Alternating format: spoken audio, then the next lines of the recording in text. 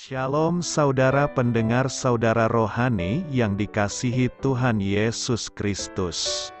Selamat datang di renungan rohani malam hari ini. Selamat malam, saya berdoa agar saudara sehat selalu. Semoga Roh Kudus hadir di tengah kita saat ini. Sebelum kita mulai renungan malam ini, marilah kita bersama-sama berdoa. Bapa kami yang di surga, Bapa di dalam nama Tuhan Yesus Kristus, kami sungguh mengucap syukur, ya Tuhan, oleh karena Engkau sangat baik buat kami. Engkau ada bersama kami dan menopang hidup kami di siang hari dan di malam hari. Engkau ada bersama-sama dan menyertai kami. Tuhan, kami memuji dan bersyukur kepadamu pada malam hari ini, kami masih bisa berkumpul di rumah kami yang kecil ini. Tuhan, saat ini kami hendak mendengarkan firman-Mu. Berilah pengetahuan dan bimbinglah hamba-Mu ini agar apa yang Engkau firmankan dapat bekerja sesuai kehendak-Mu. Buat kami jemaat-Mu, bukalah hati dan pikiran kami untuk mendengar dan menerima firman-Mu. Kiranya firman-Mu ini dapat menjadi berkat bagi kami. Berbicaralah Tuhan, kami sudah siap menerima firman-Mu. Di dalam nama Tuhan Yesus Kristus kami berdoa dan mengucap syukur. Amin. Sahabat saudara rohani, pembacaan ayat emas Alkitab renungan kita malam hari ini. Nats pilihan kita adalah, kita telah mengenal dan telah percaya akan kasih Allah kepada kita. Allah adalah kasih. Tertulis dalam kitab 1 Yohanes 4 ayat 16, bacaan kita pada malam ini terambil dari kitab 1 Yohanes 4 ayat 7 sampai dengan ayat 21. Saudara-saudaraku yang kekasih, marilah kita saling mengasihi, sebab kasih itu berasal dari Allah, dan setiap orang yang mengasihi, lahir dari Allah dan mengenal Allah. Barang siapa tidak mengasihi, ia tidak mengenal Allah, sebab Allah adalah kasih.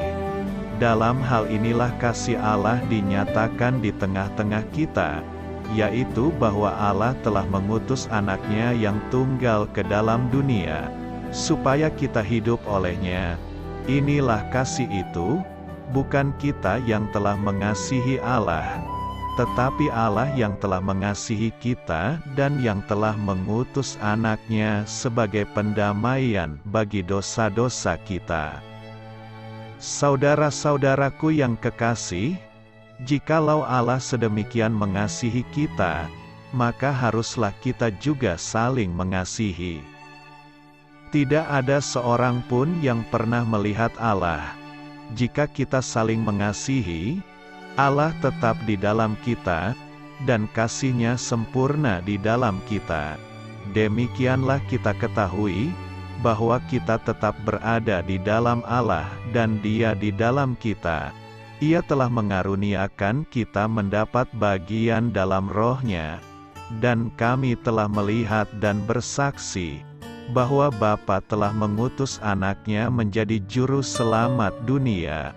Barang siapa mengaku bahwa Yesus adalah anak Allah, Allah tetap berada di dalam dia dan dia di dalam Allah. Kita telah mengenal dan telah percaya akan kasih Allah kepada kita. Allah adalah kasih, dan barang siapa tetap berada di dalam kasih, ia tetap berada di dalam Allah dan Allah di dalam dia.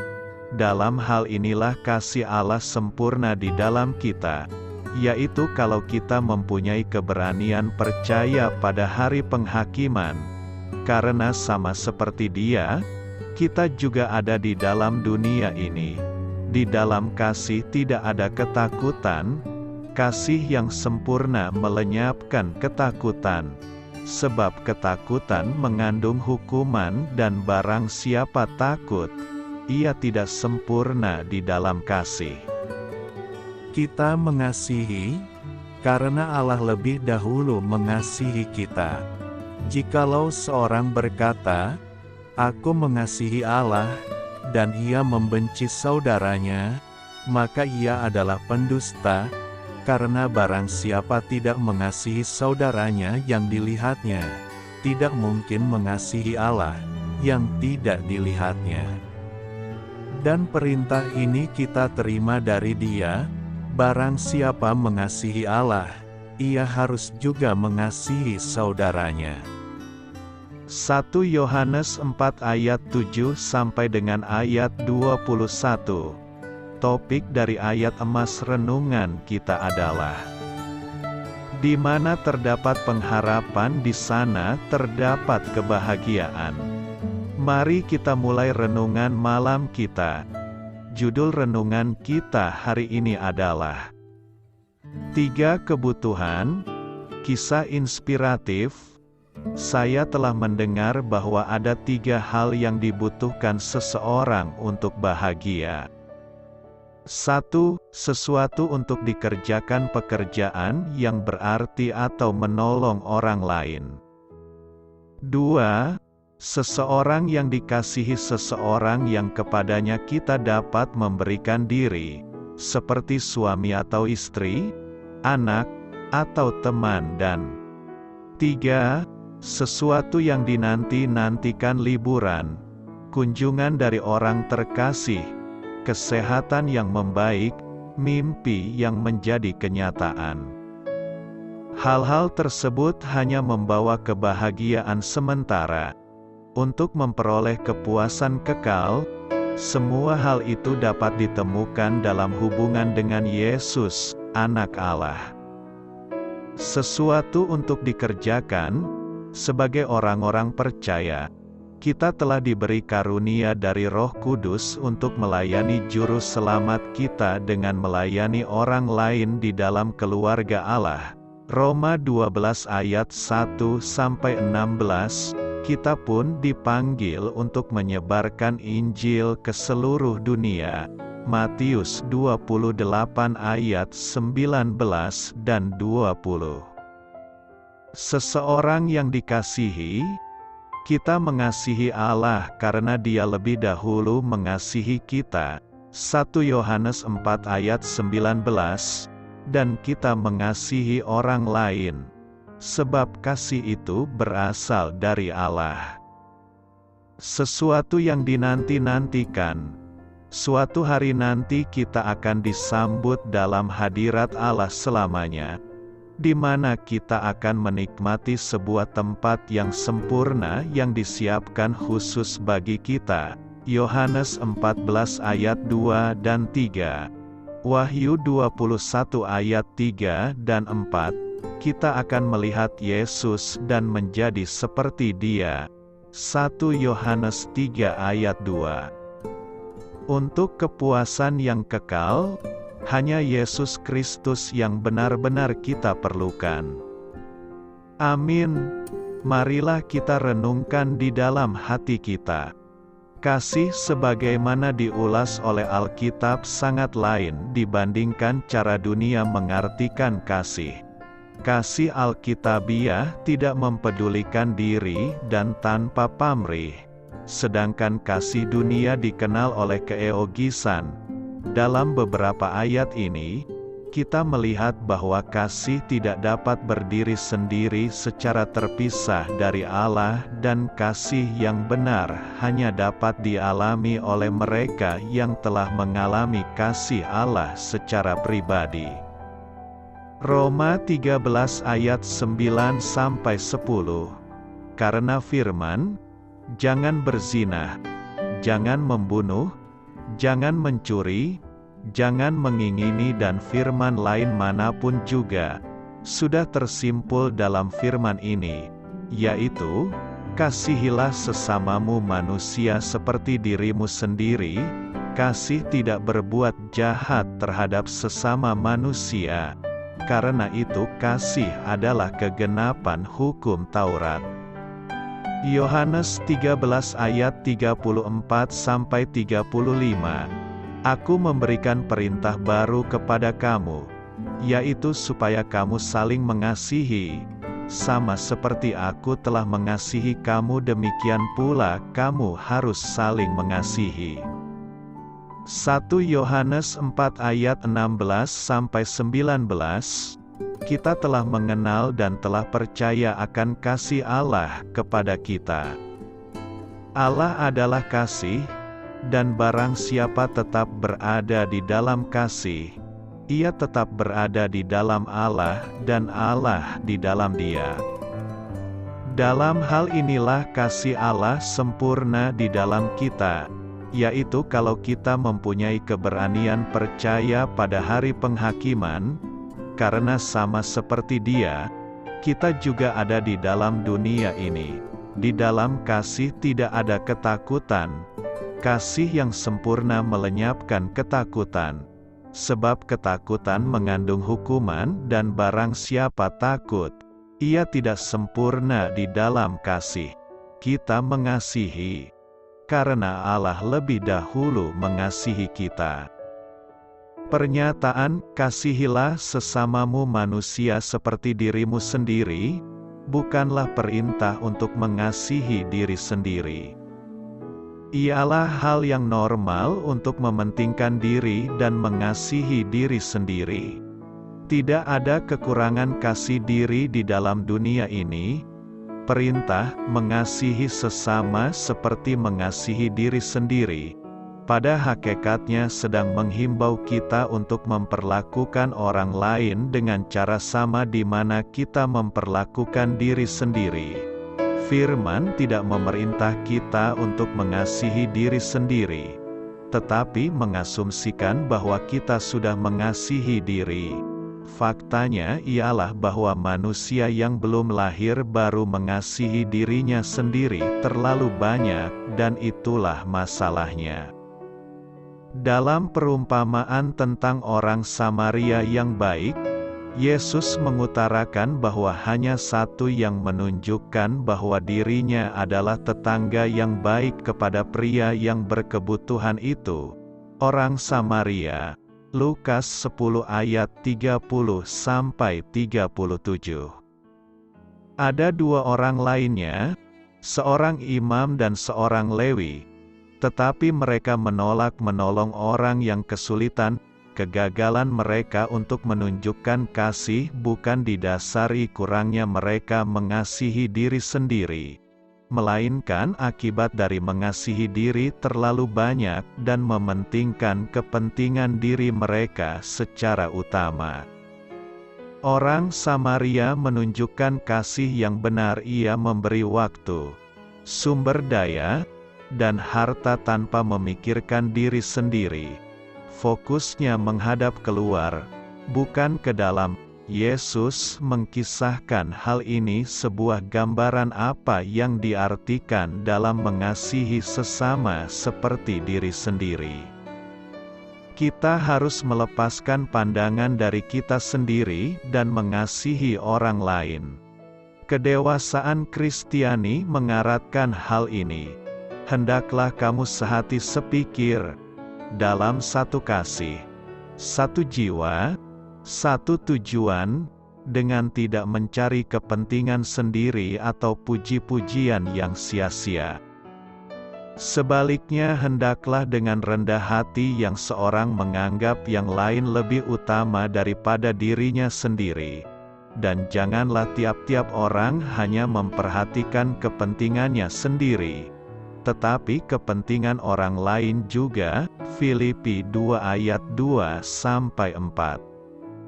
Menurut ayat bagian ini, mengasihi orang lain membutuhkan kerendahan hati, menghargai orang lain, dan sebuah kesadaran untuk berupaya mendahulukan kepentingan orang lain.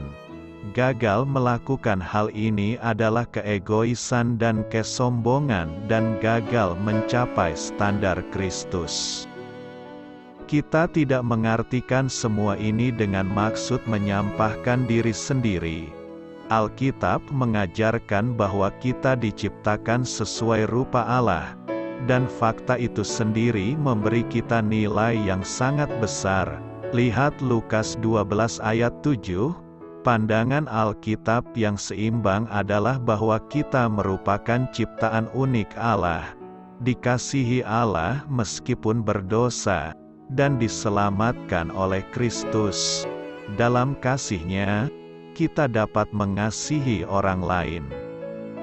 Mengasihi orang lain didasari kasih Allah kepada kita di dalam Kristus. Sebagai respon terhadap kasih ini, kita membagikannya kepada semua yang kami jangkau, tetangga kita. Jika ada yang khawatir bahwa ia tidak kurang mengasihi dirinya, maka fokus orang itu salah sasaran. Kekhawatirannya, secara Alkitab, harusnya berfokus kepada kasih-Nya terhadap Allah dan terhadap tetangganya. Diri adalah sesuatu yang hendak kita pinggirkan supaya kita dapat mencurahkan kasih keluar sebagaimana seharusnya. Doa saya menyertai saudara sekalian. Saya memberkati Anda agar sewaktu Anda mencarinya dari Dia, Bapa Surgawi Anda akan memberikan bagi Anda roti harian Anda. Dalam nama Yesus Kristus, Tuhan yang berkuasa atas alam semesta dan menuntun kita kepada iman yang menyelamatkan, Tuhan Yesus menyertai senantiasa. Terima kasih sudah berkenan mendengarkan renungan malam saudara rohani. Tuhan memberkati. Amin.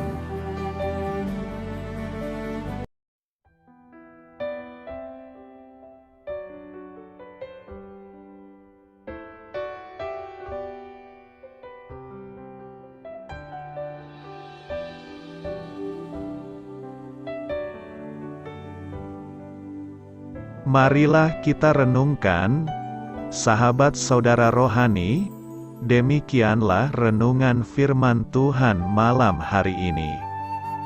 Semoga menjadi berkat di dalam hidup kita dan menjadikan kita pribadi yang lebih baik. Sebelum kita beristirahat pada malam hari ini, marilah kita berdoa. Bapa kami yang di surga, Bapa di dalam nama Tuhan Yesus Kristus, kami sungguh mengucap syukur, ya Tuhan, oleh karena Engkau sangat baik buat kami.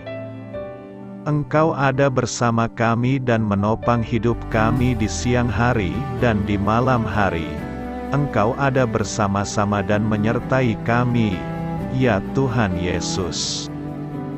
Kami mengucap syukur untuk firman-Mu, ya Tuhan, yang memberikan kami kekuatan dan menyadarkan kami bahwa kami tidak perlu takut dengan gelap dan malam. Sebab Tuhan, Engkau ada bersama kami. Engkau melindungi kami dan menjadi perisai bagi kami hamba-Mu berdoa saat ini. Tuhan, untuk setiap pendengar renungan ini yang mengalami ketakutan, kecemasan, kegelisahan, pada situasi gelap dan malam hari di dalam nama Tuhan Yesus Kristus. Kuasa Tuhan melepaskan mereka dari segala ikatan roh-roh ketakutan yang mengikat mereka saat ini. Tuhan melepaskan setiap anak-anak-Mu dari segala rasa takut dan kecemasan. Di dalam nama Tuhan Yesus segala kuasa-kuasa roh jahat, kuasa setan iblis yang mengganggu anak-anak-Mu, ya Tuhan, tolong hancurkan dan halaukan dengan kuasa-Mu. Dalam nama Tuhan Yesus Kristus, berkati setiap kami anak-anak-Mu, ya Tuhan, dan lindungilah kami. Kami aman di dalam Engkau. Ya Tuhan, penuhilah setiap hati kami dengan keberanian, damai sejahtera, dan sukacita serta ketenangan yang dari Tuhan. Berkati kami di malam hari ini, saat kami tidur dan beristirahat. Kuasa-Mu, Ya Tuhan, menaungi setiap kami, memberkati dan melindungi kami. Bangunkanlah kami kembali besok pagi dengan kekuatan yang baru, tubuh yang sehat diberkati Tuhan, dan berkat-berkat yang baru Tuhan sediakan bagi kami. Terima kasih, ya Tuhan, kami sungguh mengucap syukur untuk firman-Mu yang menguatkan kami. Dalam nama Tuhan Yesus Kristus Juru Selamat kami, Bapa kami yang baik, kami mengucap syukur dan berdoa haleluya. Amin. Biarlah firman Tuhan menjadi pengingat untuk kita semua, bahwa tuntunan dari Roh Kudus akan selalu memberi jalan keluar bagi setiap permasalahan hidup kita, dan memberi kedamaian di hati kita. Amin. Sampai jumpa di renungan malam saudara rohani berikutnya.